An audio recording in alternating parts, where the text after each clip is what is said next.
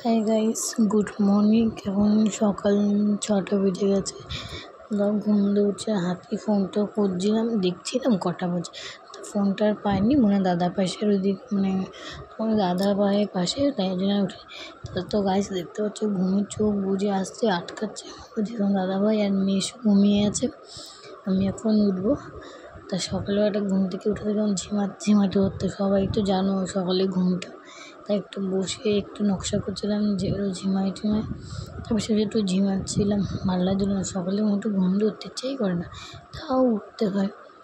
এখন মেয়ে হওয়ার পরে বেশি ঘুম হয়, মেয়ে হওয়ার পরে বেশি ঘুম পাচ্ছে, সকালে উঠে ঘুম ভাঙে না, তাও উঠতে হয়। সকালে রান্নাবান্না থাকে, শাশুড়ি তো আমার আগেই ওঠে, উনি বাইরের কাজ করে, আমি উঠে তারপরে আমি উঠে বানাবো। আমি উঠে বাসি নাইটিটা এখন উঠবো, বিছনাতে নেমে বাসি নাইটিটা ছেড়ে এখন যাচ্ছি হাঁড়ি আনতে বাইরে। আমাদের সকালে বাসন মেজে টেবিলে রেখে দেয়, বাইরে সব বাসন মেজে রেখে দেয়, রাত্রিবেলা একবারে সব বাসন, সারাদিন যা বাসন। তারপরে হাঁড়িটা নিয়ে আমি যাচ্ছি ভাত বসাতে, চাল মাখবো, চালটা নিয়ে ভাতটা বসাবো। বসে আমাদের তো কল নেই, ওই বাইরে বাড়ির জল নেই, পাশের বাড়ি কল আছে, আমাদেরকে টাইম কল ঢোকেনি, ওদের এখানে টাইম কলের জল। ওদের বাড়ির থেকে ভাতটা ওদের কল দিয়ে চালটা ধুয়ে আনবো, ধুয়ে এনে ভাতটা বসাবো।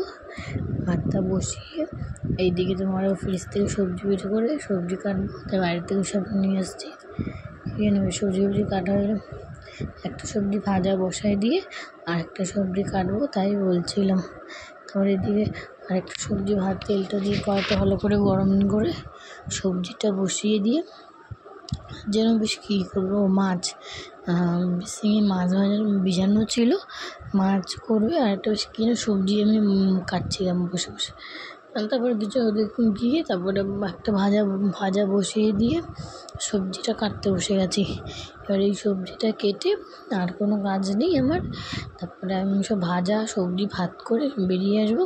তারপরে আমার শাশুড়ি মা ঢুকবে, উনি ঢুকে যা করে বাকিটা রান্না করবে। তারপরে আমি এদিকে বেরিয়ে এসে তারপরে দেখছিলাম মেয়ে উঠে গেছে কি না, তাই শাশুড়িগুলো দেখে তারপর দেখে এসেছি না মেয়ে আর বাবা ঘুমাচ্ছে। তারপরে আবার গেলাম, চা করে নিয়েছিলাম, শাশুড়ি মাকে চা দিয়েছিলাম, আর আমিও ওদিকে চা খাচ্ছি। আর আমার সকালে চা না খেলে ভালো লাগে না, আর চার সাথে তো বিস্কুট না খেলে আরোই ভালো লাগে না।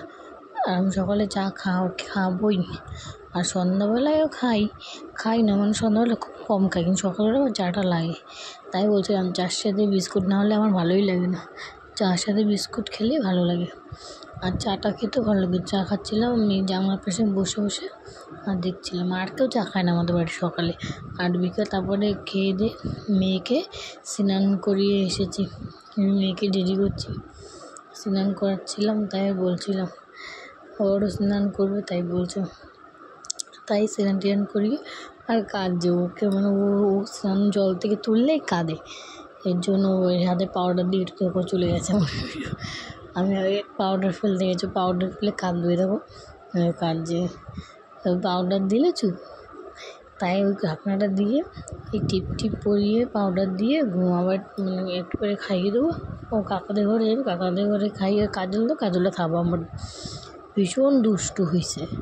এবারে কাজলটা পরিয়ে টিপটা পরিয়ে রেডি করে কাকাদের ঘরে যাবে, কাকা আসলে নিয়ে যাবে, নিয়ে গিয়ে তারপরে আমি বাকি কাজটা করবো, ঘর মোছা, গ্যাসটা মোছা, রান্না তো সকালে বাসন টাসন সবই মাজা হয়েছে, তোমরা সেটা দেখায়নি, টাইম পাইনি, ফোন ধরার মতন কেউ নেই।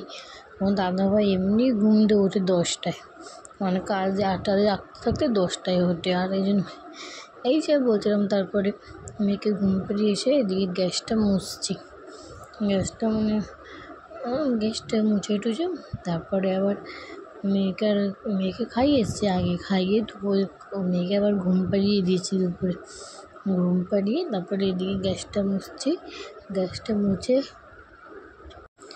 গ্যাসটা মুছবো, মুছে টুছে তারপরে তোমার ওদিকে আবার গ্যাস মুছতে দেখি কি আবার মেয়ে কান্না করছে। শাশুড়ি বললো মেয়ে কান্না করছে, দেখো পুরো গ্যাস, রান্নাঘর, টেবিল সব মোছা পুরো কমপ্লিট। এখন লাইটটা অফ করবো, লাইটটা অফ করে বেরোতে গিয়ে মেয়ে কান্না করছে, পক করে মেয়ের কাছে দৌড় মেরে চলে আসলাম। এসে দেখলাম মেয়ে উঠে গেছে, পর ঘুম দিয়ে উঠলে তাই আমি বলছি বাবা ঘুম হয়ে গেলো বাবা, এরকম করে বলছি, ও ওদিক ঘুরে দেখছে। তারপরে আর কিছু বলিনি, তো তো তারপরে সন্ধ্যাবেলা মেয়েকে সন্ধ্যা মানে 5টা না 5:30 বেজেছে, খেতে খেতে সন্ধ্যা। এই যে ওর বাবাকে খেলনা এসে দেখো সন্ধ্যা হয়ে গেছে, সন্ধ্যা এই মেয়েকে দিয়েছি আর খাওয়াচ্ছি। তা মেয়েকে আবার ওর বাবাকে মেলায় গেছিলাম, আমরা দুজনে। তাই ওই খেলনাটা মেয়ে খেলতে আমার মেয়েকে আবার খেলনা জিনিসগুলো এক জায়গায় বসে বসেই খেলে। তাই বলছি দেখো ওই কটা খেলনা 200 টাকা নিল, 240 টাকা, সেখানে 200 টাকা নিয়েছে, পুরো লস। ঠকে গেছে, বেকার অত খেলনা কেটে। মেয়ের অনেকই খেলনা আছে, তোর বাবার যেটা পছন্দ হয় সেটাই এনে দেয় মেয়েকে। তারপরে এইদিকে তোমার আমার দাদাভাই এবার ঘুমাচ্ছে, তাই এবার মেয়েকে খাইয়ে টাইয়ে তারপরে আমি একটু ফুচকা খেতে ইচ্ছা করছিল, রেডি হলাম ফুচকা খেতে। এই তখন বাজে 8টা, তাই বলছিলাম আমি রেডি হয়ে গেছি, পাশেই যাবো ফুচকা, মানে আমাদের ঘর দিয়ে বেরিয়ে বাড়ির সামনে। তাই নাইটি পরেই যাচ্ছি, নাইটিটা নিয়ে উন্নটা পরে যাচ্ছি ফুচকা নিতে। ওদিকে মেয়ে আর বাবা ঘুমাচ্ছে, ফুচকা নিতে গেছি। এই যে তাও ফুচকার দোকানে কি লাইন গাইস, কী বলবো, তো কতক্ষণ দাঁড়িয়েছিলাম। আমি ভাবছি মেয়েটা উঠে গেল, দোকানে কত ভিড়, এদিকেও লোক আছে, ওইখানেও বসে আছে, এই সাইডটাও লোকে দাঁড়িয়ে আছে ফুচকা নিয়ে। তা ফুচকা টুচকা নিয়ে চলে আসলাম। তখন দাদাভাইকে ডাকলাম, মোটো ফুচকা খাবে? বলে দেখো টক ঝোলে বলে যে গন্ধ লেবু, আমার তো দোকানে দাঁড়িয়েই লোভ লেগে গেছিলো। তারপর দাদাভাইকে ডাকলাম, এরকম আমি বাটি নিয়ে বসে পড়েছি। এরকম ফুচকা, তোমার দাদাভাইকে ডেকে বলছে ফুচকা, বললো হ্যাঁ খাবো, তাই দিলাম। তাই বলছি এবার আমি গাইস একটা খেতে তোমার দাদাভাই 3টে খাওয়া হয়ে গেছে।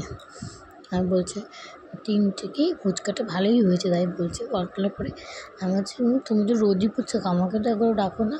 বলছে তুমিই তোমাকে ঘুম থেকে ডাকলে। সত্যি কথা বলতে আমি মানে কিছু খেলে আমি ওর জন্য রেখে দিই, কোনো